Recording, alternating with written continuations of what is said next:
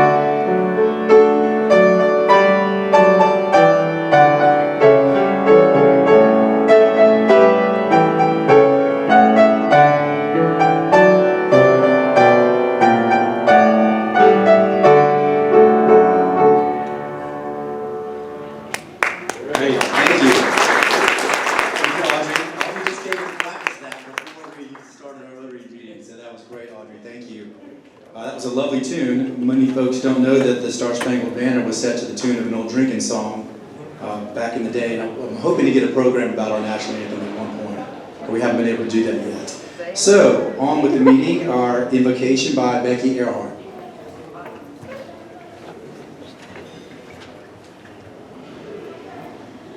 Can you bow your heads, please? Most loving God, this is a time in our year when many of us turn our attention to the spiritual side of our lives, when we consider what light we will follow. Help us to understand that no matter what name it is given and what languages it expressed, that the philosophy called the Golden Rule is indeed the most true guidepost by which we should mark the trails of our existence here. Remind us that that if that concept were universally held as a standard by the people of all nations and faith, there would be no wars, no hunger, no crimes, one against the other. We pray that you continue to bless the work that we as Rotarians from many nations and of many faiths do to help those less fortunate. For we believe one manifestation of this golden rule is in our Rotary motto, service above self. We know that if we actually did put others in service above self, our lives and world would be in line with how you call us to live our lives. Please give us an international time of peace on earth, goodwill towards men, inspired by our great leaders and philosophers who themselves were inspired by you, O Lord.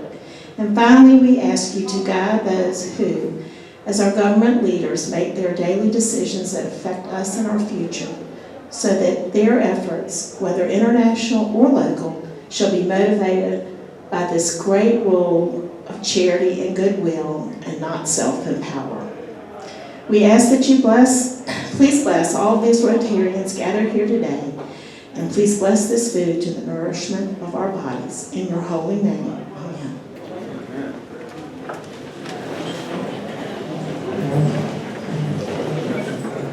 Thank you, Becky. That was lovely.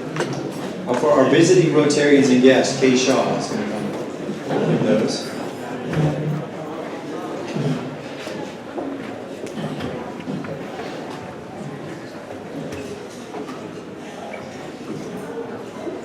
Hello, it's so good to see each of you and to be back here with our friends at Seawolves. We do have two visiting Rotarians today. One is my friend and colleague, Scott Adams, who is from West Metro Rotary. Scott, please stand and let's welcome you. Our second visiting Rotarian is Phil Brummett. Phil is from Fairfax, Virginia, and he's just moved here in the Midlands. And we welcome you, Phil. Stand up and let us welcome you.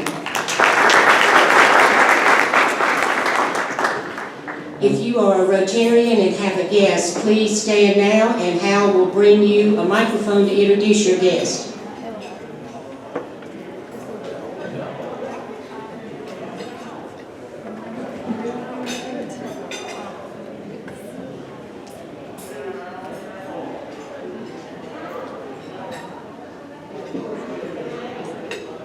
I'm Nicholas Beasley, and I'm honored to have as my guest today the Reverend Raphael Ashford. He's the rector of St. Luke's Episcopal Church here in Columbia. Moved here from Jackson, Mississippi about a year ago.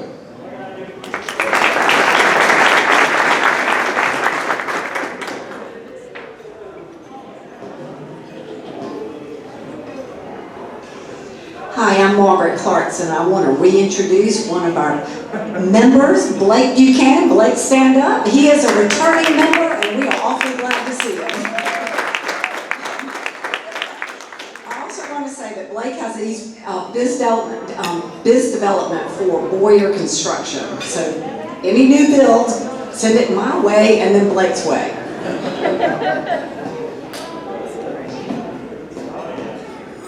Thank you again. It's good to have each of you, and Blake, we do welcome you back. So have a good week. Thank you, Kay, and thank you, visitors, for being here. We appreciate y'all being here. We're going to postpone health and happiness just for a second, Jimmy, because we need to get going with these inductions. One of our inductees does need to leave. So we're going to go straight to inductions, and we're going to call on past President Hal Stevenson to come do the inductions. All right, thank you, Mason. If y'all can come up, Karen and Anthony. And with your sponsors, Gracie and you. We got a hard-working president, I can tell you that. Doing a good job, Mason. I don't care what anybody else says. Okay, so we have 2 inductions today. I'm going to do my best to try to butcher some things so y'all can laugh at me. But first, we have Anthony Padgett. Anthony, he is the president and CEO of South Carolina ETV and Public Radio. He came there in October of 2017.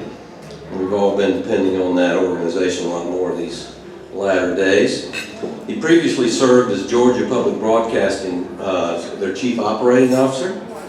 His responsibilities there include the management and oversight of the organization's day-to-day operational needs, including technology services, content creation and distribution, digital and educational innovations and business services. He formerly also served as Senior Vice President of Content and Operations at WJCT in Jacksonville, Florida. He began his career in the U.S. Air Force as a broadcasting engineer, and has also worked in public broadcasting as the chief engineer at WBCC in Florida.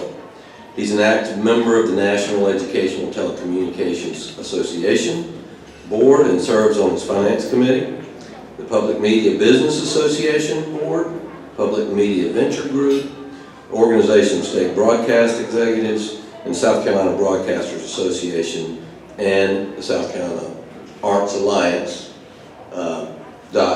Take note, I guess you probably already know that. He was also participated in the Riley Institute at Furman's Diversity Leaders Initiative, a unique award-winning program that teaches participants to understand their diversity and inclusion assumptions and how to suspend those. He is married with 4 children. They enjoy spending time in the outdoors and exploring the local community. Anthony, we're very, very grateful to have you, and welcome to Columbia Rotary Club.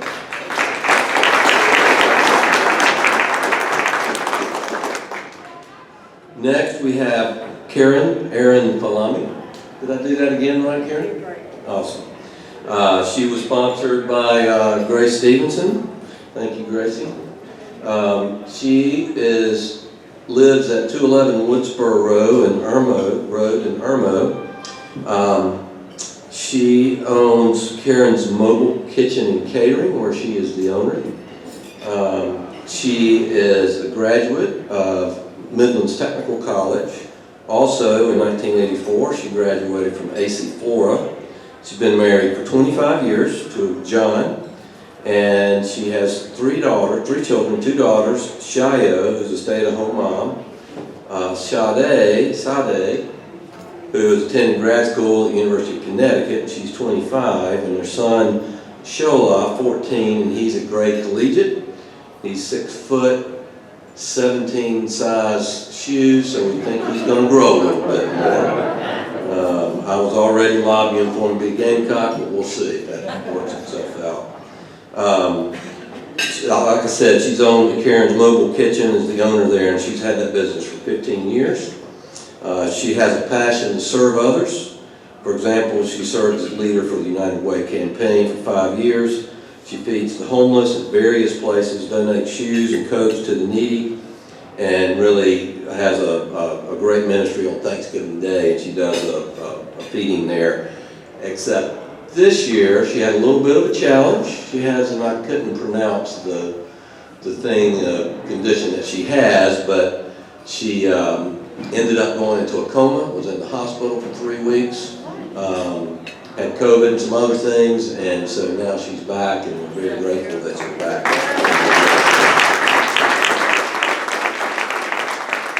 She also has 2 grandboys, Jeremiah and Jermaine, and Karen, we're so grateful to have you. Looking forward to you serving through Rotary as well, and all the other service you give. Welcome to Columbia Rotary Club. If y'all could turn around just for a minute, once you get that thing pinned on Karen.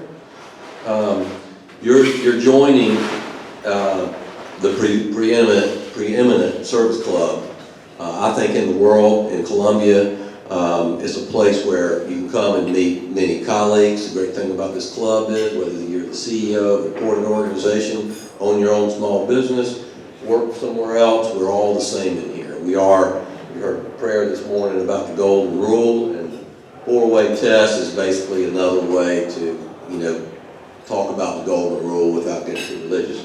But it is a great place to serve, and you guys will soon get invited to Mason's house for a fireside chat or somewhere socially distanced appropriately. We did do one somewhere along the way out in, at the backyard, at Andrew's backyard. So we'll figure out how to do a fireside chat, probably a real fire pit, maybe outside might be the thing to do. But thank you guys for joining our club. We're glad to have you. Congratulations.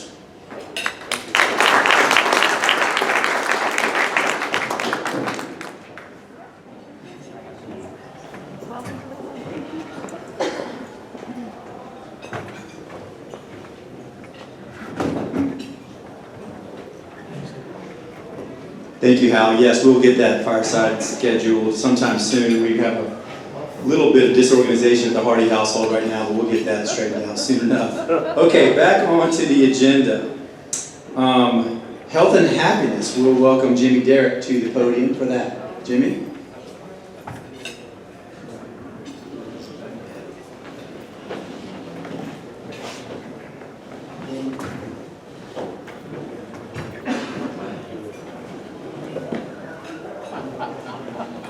I won't go long because we got this guy must have come pretty far to talk. Huh? First of all, Ken Childs has fallen and broken his shoulder and is in a recovery mode.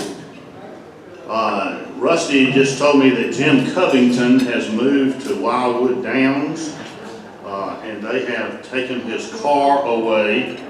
So perhaps someone could pick him up that lives out in that side of town and bring him to a Rotary meeting sometime. And I don't know how you would get in touch with him. I assume it would be, his phone number would still be on the... And Harry Jeffcoat, somebody may have told us, but Harry Jeffcoat is now with Ameris Bank. I don't know if that's been announced before, but Harry, congratulations. You're with a very good bank, unlike the one you were at.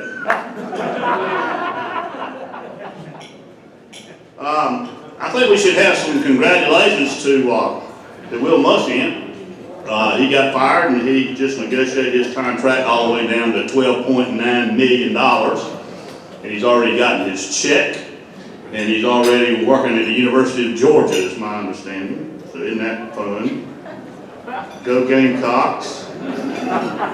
We continue to enjoy supporting them. Being married to a former Clemson cheerleader, it is not much fun around my house.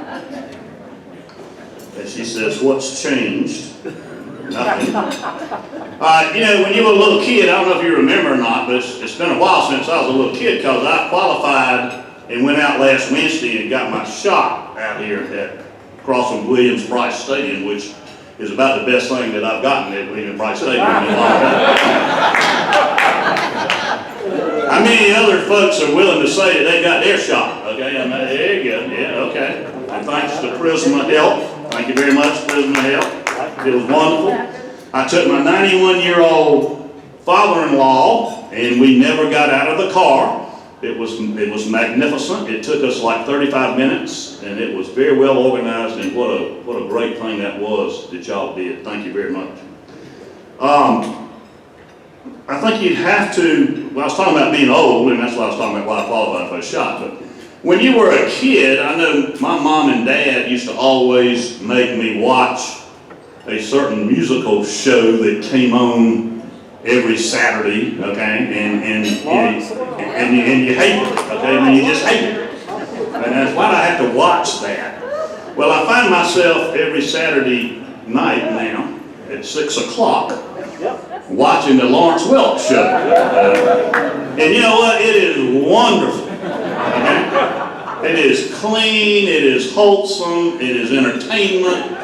It is so good, and I had twin sisters who took tap dancing, and so therefore I had to take tap dancing too, and I just wish I'd have kept on because I could have been like that guy that tap dancing. And he does a wonderful job. Okay, how wonderful was it to see Tom Brady, old Tom Brady, okay, yeah, oh yeah, and to see him win that ball game yesterday, and the most important thing to me was when he went over and hugged his son that was up in the stands. I mean, that was just a wonderful moment. I had some other things I was going to talk about being a winner and all that, but like I say, this guy came a long way, and I don't know, I was going to ask him a question, and can I ask what? If I burn your flag, what do you do to me? We are not going to be friends then. We're not going to be friends. Thank you, that's all I have.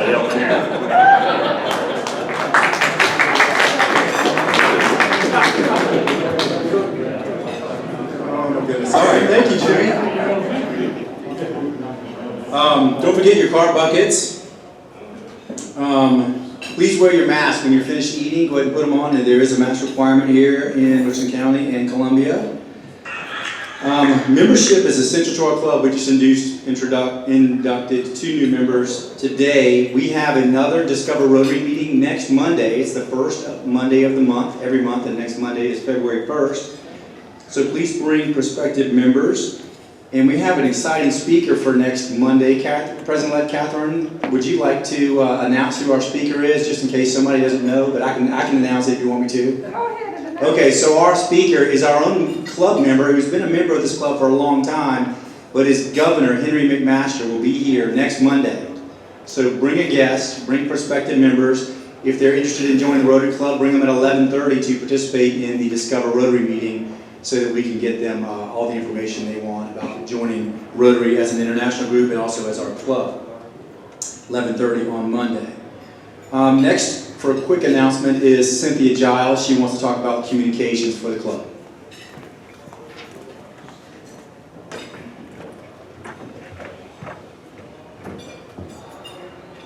Hi everyone, how are you guys doing? Yay, you're all awake, glad you're here. Okay, so I've been approached by a lot of you saying that you're not getting my emails anymore. I really have nothing to do with that, but I'm trying to solve this problem. So, if you don't get my emails, please see me after this meeting and I will give you my business card so you can email me so I can solve this problem with your real email. If you look around and you don't see someone that usually is here on a regular basis, please also grab my business card so you can give it to them so we can get them in the system so they can know we're meeting. That's all I need your help with. Thank you. Thank you. Thank you, Cynthia. She's also on the board, and the board is going to meet after this meeting, so you'll have to catch her real quick before she goes to the board meeting, where we will be updating and looking at our financials. Please pay your quarterly dues. We will give you all an update next week on how our financials are doing. They're okay, but we need everybody paying their dues as soon as possible. But again, the board's going to be, excuse me, the meeting's going to be behind us on this side, okay, for everybody on the board. Okay, without further delay, we'll have the introduction of our speaker, and introducing our speaker is fellow Rotarian from the West Metro Club, Dr. Scott Adams, who is the Dean of Business and Professional Studies at CIU, the Columbia International University. Scott?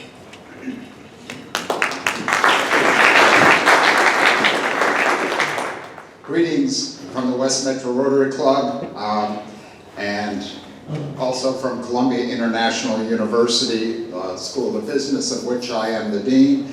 And Billy, if you continue to be discouraged by the Gamecocks, we'd love to have you be a CIU Ram. So we're doing quite well athletically. Our speaker today is Ambassador Manuel Espina. He is an advisor to CIU and our School of Business students.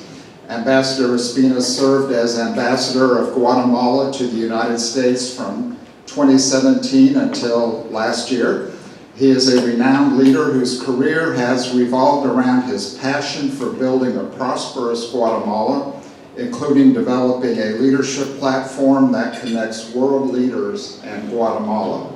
Following this interest, Ambassador Espina co-founded, with the support of a group of prominent Guatemalan leaders and professionals, an organization called Prosperous Guatemala, which he chairs. Under his leadership, Prosperous Guatemala has developed projects to benefit the country and its leaders, including a program called The Transformation is Within Me. Along with global leadership guru Dr. John Maxwell, who will be speaking at CIU in March, more than 1 million people in Guatemala have been trained without cost to rethink the concept of ethical and moral values. Embracing his relationships with political and business leaders in Washington, Ambassador Espina has led and coordinated summits with Guatemala's political, business, religious, and media leaders, which have generated meaningful projects and initiatives to benefit not only Guatemala, but the Central American region. He has also organized leadership summits with executives of major global businesses that have had a lasting impact on Guatemala and Central America, including executives of Walmart, Apple, FedEx, Cisco, ExxonMobil, Compaq, and GNC, among many others. Most notably, perhaps, Ambassador Espina organized the implementation of Guatemala's first National Day of Prayer, inspired by the U.S. President's National Prayer Breakfast. Ambassador Espina resides in McLean, Virginia. He's married to his wife, Lisa, has 2 children, Annika and Juan Manuel. Welcome, Ambassador Espina.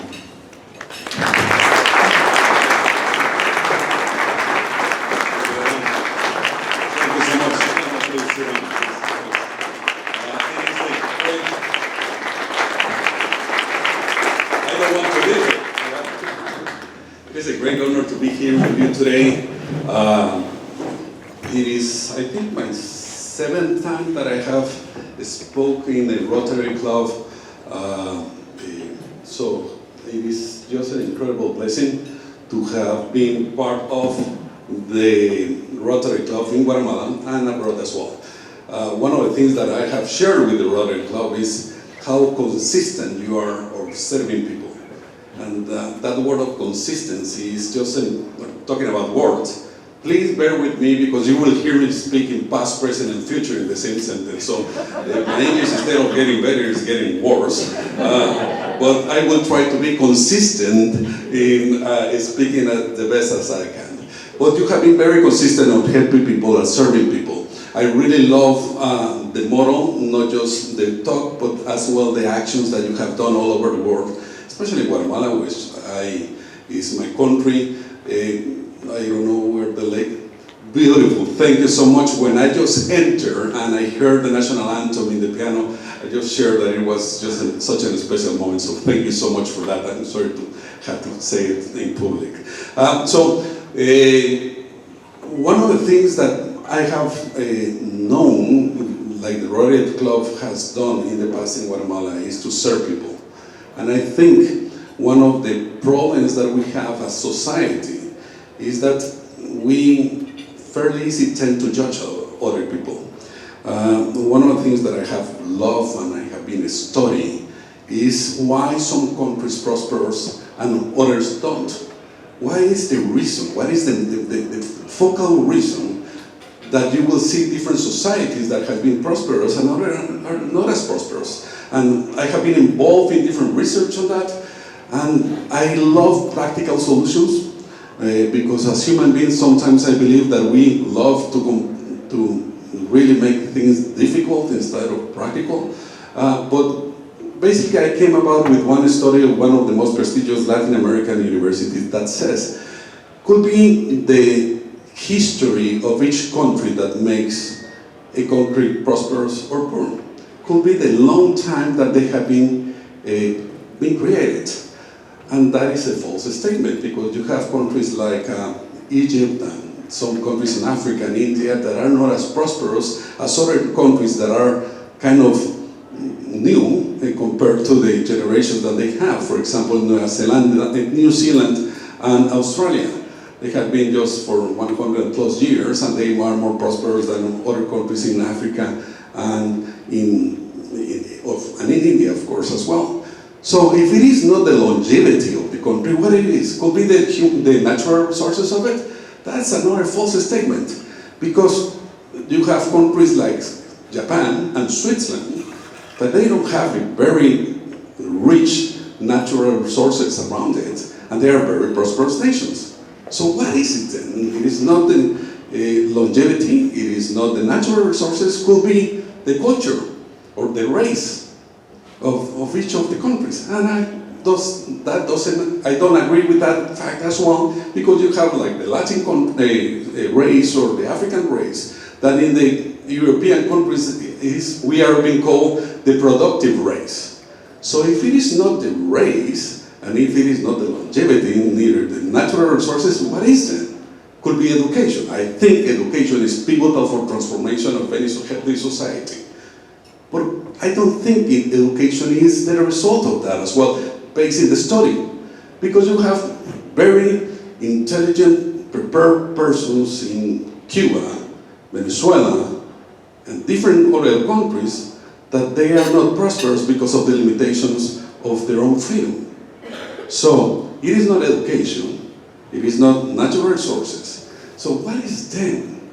And I love the practical, simple answer of the story.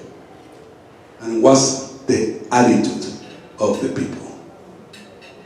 Attitude engaged in some principles and values. How they approach the different, for example, punctuality, to love of time, the love of hard working. And it is embraced in each of the culture that has been prosperous. So basically we have to be consistent in our beliefs, in our principles. And as Mark kindly said in my small bite, one of the things that we want to do is transform Guatemala. I believe that we are in the process of transformation, but we have a lot of problems in our nation. And we depend on the United States because you are the biggest economical partner from Guatemala, the biggest security partner from Guatemala, and we share one of the biggest problems that you have as well in Guatemala and Latin America, which is the drug cartels and the flowing of the drugs from South America to North America, which basically has been one of the biggest problems and one of the wars, once again, sorry for my English, that hasn't been dealt correctly. And there's a lot of different branches of the problem with that, not just corruption, but money, the people that have been killed in the process. But getting to the attitude and the part which is very important. I think we as nations, and you as Rotary Club members, has modeled that example of the attitude. That does not matter the problem that you are facing, in unity and with the right attitude, we have a solution, which is just incredible. That's, once again, it is not just the words, it's the action that you have shown, not just in your club, but in other clubs.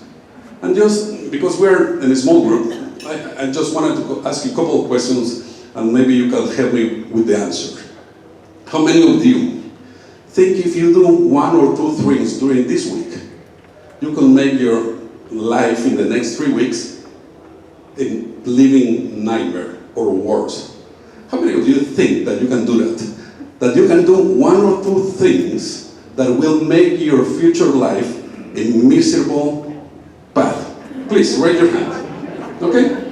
How many of you think that if you do, I'm sorry, once again, my English, 1 or 2 things that will make your personal life, your business life, your marriage life, your family life much better if you do it today? How many of you do? I don't know if you realize what we have done right now. What you just shared with me is that we are in control of our own destiny. We control our future. We control because what we think, what is my attitude about some principles and values, if I put that in practice today, you have told me that your life is going to be much better. No, Manuel, you have to understand. You don't know my past. You don't know what is happening in my life. You don't know my family members. You don't know my co-workers, the situation, the political atmosphere. You don't know what I'm facing through. I don't know.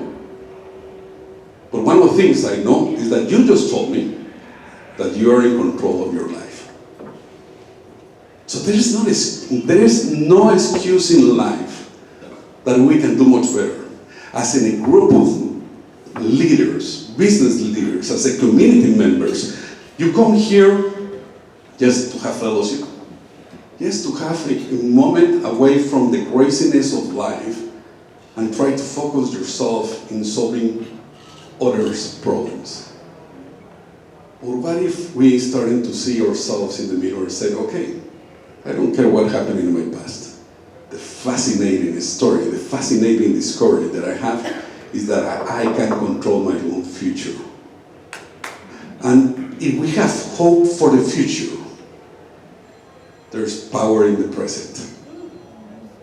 If we have hope in the future, there is power in today.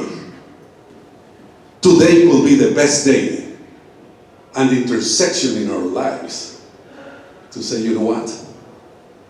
It is worth it. I'm doing it. I'm getting there. I'm planning to get there. It is not just for a miracle. In Guatemala, for example, our average age is 19 years old. Imagine that. 19 years old is our average age in Guatemala. It's a great opportunity and could be a great threat. If we don't focus the next generation or the actual generation in the right path and saying we control our own destiny, I'm responsible of my actions, instead of just pointing fingers to each one of the persons that you think I'm the result of their actions. It is easy to point fingers to the politicians. It is easy to point fingers to our governors, mayors, leaders, congressmen, senators. It is very easy. It is like when we are in the stairs seeing the football game, we became like the coaches. Oh, that play wasn't the play that they should be playing. And one of the things that I really like about talking about Tom Brady yesterday, what the coach said when it was interviewed. He said, well, when we brought number 12 to the team, it took one man to change the philosophy of the team. One person. That was his statement of the coach. I'm not here to talk religion. This is not a place to talk about it. But this is a place to say, we're looking for one man or one woman that will step up in the breach and say, you know what? I'm going to change the destiny of my society, of my family, of South Carolina. I will do it. It is incredible, once again, the powerful message of one and the realization. Man, I'm using tough words for my bad English. Sorry for that. But the realization that we have hope for the future will bring power to the present.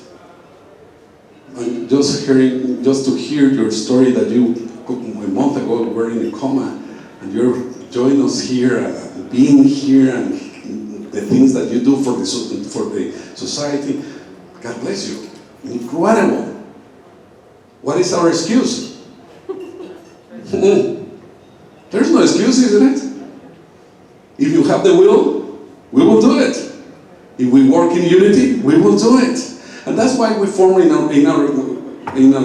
our organization what is called Prosperous Guatemala. We're training 1 million people for free in Guatemala. We're training all the judges, all over Guatemala, all the military, police department, 500,000 kids in the public schools. Everything that we are doing is for free, which is great to see the results. We had a civil war for 32 years, and our peace treaty was in 1999, so fairly recently. Imagine the consequences of having a generation being brought up like that. The division that it is, the fear, the injustice. So try to build up a nation that will embrace principles and values, that embrace the attitude, the right attitude. It is hard, but it is not impossible. When, I don't know if, I'm going to share it, but I don't know if you have seen the news and seen the caravans that are coming from Honduras, Salvador, and people from Guatemala as well. But it was heartbreaking for me to see my military just standing in front of thousands of people that they were trying to push to come here for a better opportunity. That's the right way? Not at all. Not at all. I don't agree with that. There is a door. If you want to come, welcome. But you have to go to the right door with the right papers, with everything right. That is the right way to do it. But you have to understand them as well. There's a desperation of trying to have a better future. And you know what? We're not going to solve the problem here. But the root of the problem is the drug cartels, in my perspective. Because they are the ones that are corrupting politicians in all Latin America and here as well. And they have more power, military power, than any country in Central America. And some politicians here and in Guatemala and different places think that we have to stop them. Our military force, our air force, consists in 5 helicopters. Incredible. It is sad just to say that in public. And there's thousands of aircraft that are flying from South America to here, passing through our airspace. It is impossible to retain them. There's another solution that, once again, this is not the place to maybe to talk about it, but we have to realize that groups like yours, and I'm not saying that just to sugarcoat each one of you, but you're heroes. If you are willing to focus and to know what your statements are, to help one another, to control the future of your own society. I'm living nowadays in McLean, Virginia. I was the ambassador, as we have stated. My term ended, and I'm staying in Washington 3 or 4 more years, and then I'm going back to Guatemala. I'm representing nowadays the private sector of Guatemala. I think the narrative of what we are as a nation is not the most accurate one. And there's a lot of ignorance, especially in Washington. Not because there's a lot of people that their lack of intelligence, not at all. It's because of lack of time. They don't know what is happening in countries in Central and South America. So our duties as Guatemalan is to represent the truth and the facts of what we are. But in the middle of that process, I brought my beautiful wife with my beautiful 2 kids, Annika and Juan Manuel, 10 and 12 years old.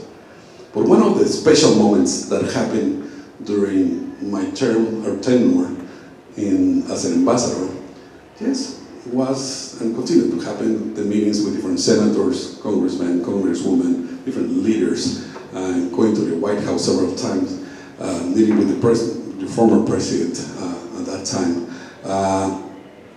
For the National Prayer Breakfast, one of the incredible things, I don't know if you're familiar with the National Prayer Breakfast that has been done in Washington since 63 years in a row with the President of the United States every year since President Eisenhower.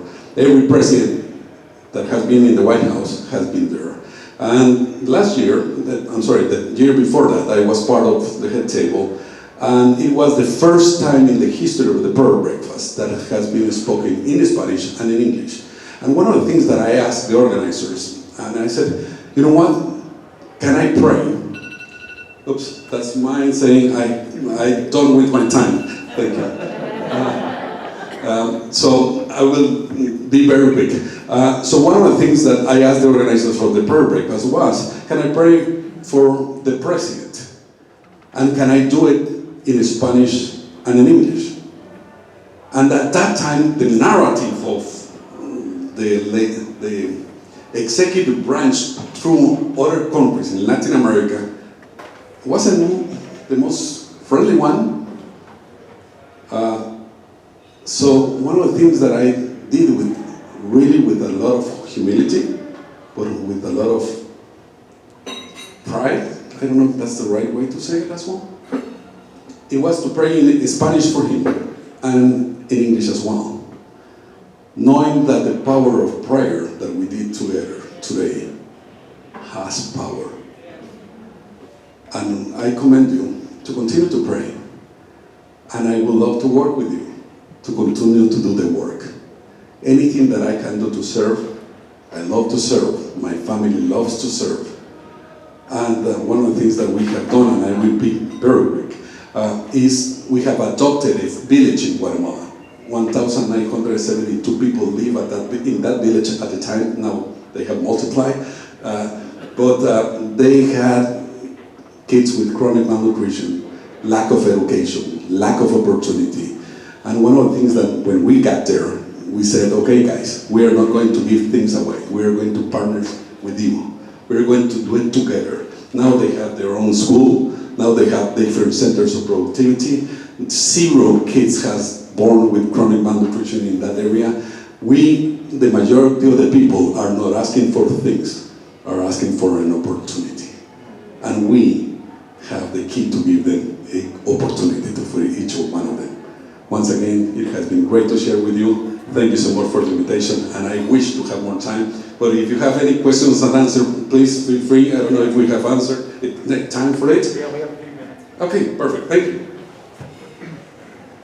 Thank you for being here, and thank you for doing what you do.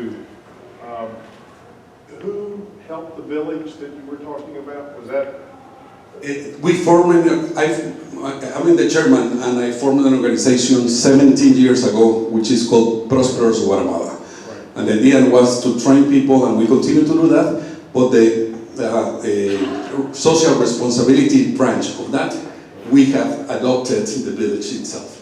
Okay, and to follow up with that, what can we in the United States do to help those in Central America to slow the flood of immigrants towards the United States? Is there anything we can do that would be useful to slow that process? Definitely. There are several things that you can do, but in the practical way that I like is come and see. Come to Guatemala and see the nation, fall in love with the people, see the opportunities that we have in the nation. It is not just get there as a mission trip, like a partnership trip. Like if you want to really stop the flow of immigration, it is not to throw money, which some government thinks that is the solution to that. It is that will increment the problem instead of the solution itself. What we need is partners that will go like in a village that we partnered with. And nowadays they have their own plant of productivity. They are selling in different markets in Guatemala. So basically, in a very practical way, truly, come and see Guatemala. Come and fall in love with one of the most beautiful countries in the world. We have the incredible, beautiful weather, 47 different volcanoes, richness of the culture, of the Mayan culture and the Spanish culture. There's so many advantages that we have as a nation. So that will be my first step. The second step, if you don't have time there, follow or look to one organization that is already doing something. If it is Guatemala Prosperous or Prosperous Guatemala, we are more willing and happy to host you or to guide you where to with the other different organizations that are already doing things in the nation. I don't know if that answers your questions. Thank you. How can we educate ourselves, like find more information of what's going on in Guatemala and South America and all the issues that y'all are undertaking? That is a really good question, because with technology, which is a blessing, because you can find almost any information in the web. The problem is the right information, isn't it? It is to find the accurate facts of what is happening in the different countries. I believe that there are several sources that you can find. One of the most, if you're talking about the news,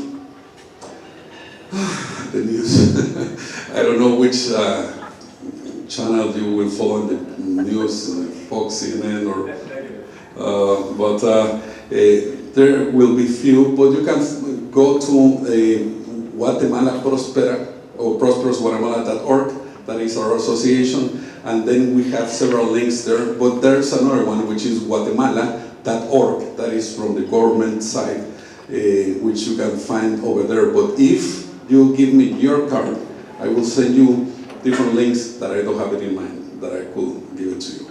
But thank you, that is a really good question, yes. How do we stop the drug cartels? Stop consuming drugs. Yeah, well, most of us here don't. Well, not you guys, of course, but. But like, how do you stop that? How do we stop that problem for real? It's an issue that's going on. That is my real answer, truly. It is, if you don't have a demand, you will not have people that will try to sell it, and or legalize it. Legalize it. It is a huge problem. That is not the problem just in the States. The States is the one that is consuming the problem. But the ones that are producing is down in South America, and we are just in the path of that. But in the path, it not just come drugs, come money, military arsenals, your enemies and our enemies come through that path. But if you, as a nation, will stop to consume the problem, that will be the solution. But in the practical way, I think you have to think to legalize the drug flow. So you can regulate it here and convert those gangs into business leaders. Do you do the same thing with human trafficking then too? Because that's a big part of what's coming up. But that is a whole different scenario. I think that is two different scenarios that you are mentioning. Is the demand of human trafficking, which is just to say it a lot, it doesn't make sense, but it is not the same problem with drug cartels. The drug cartels are social accepted, so it is, you have a lot of demand of that. Human trafficking, you have everywhere. But isn't it the same people though? It is, no, there are different branches of it. And the evil tend to work with themselves. So I think legalize some types of drugs could be the solution. But truly stop the demand, and with that we'll stop the problem. You mentioned your military and the issues you deal with. You've talked about training judges and military folks. When you are talking to judges and military folks and they're offered 20 years salary in one day by letting someone go, and conversely, we're going to kill your family if you don't, what do you say to those people? Policemen, military officers, judges, what do you say to those people? That is a cruel reality that some politicians are aware, I think, or I don't know if they are aware or they are not trying to see it or they are part of the problem. I don't know. But it is unfair to ask a judge to put themselves in those types of shoes, because I don't know what I would do. If somebody has a gun to Annika or Juan Manuel, my two kids, I think almost anybody in this room will know the answer of that. So one of the things that we deal with them is to embrace principles and values. We think that process is everything. We can be motivated one seminar or one teaching, but if you don't have process, it will be for nothing. So we became lovers of process, truly. So everything that we do is with process.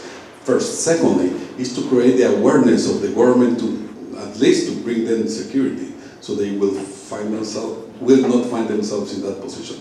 I think we are in.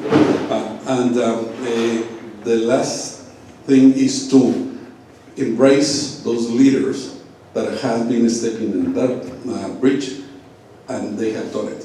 So the media, some of the media owners are friends of mine, and one of the things that we have done is to do that. Yeah. Once again, it has been great to share with you guys. Thank you so much. Sorry for my English. God bless you all.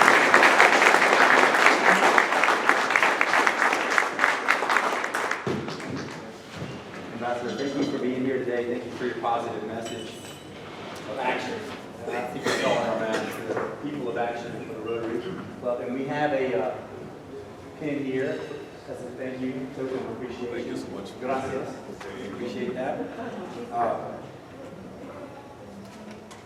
Thank you both for being here today. Appreciate that. Don't forget next week's meeting with the governor, and we have a Discover Rotary meeting 11:30. So we will end in song with the Rustic.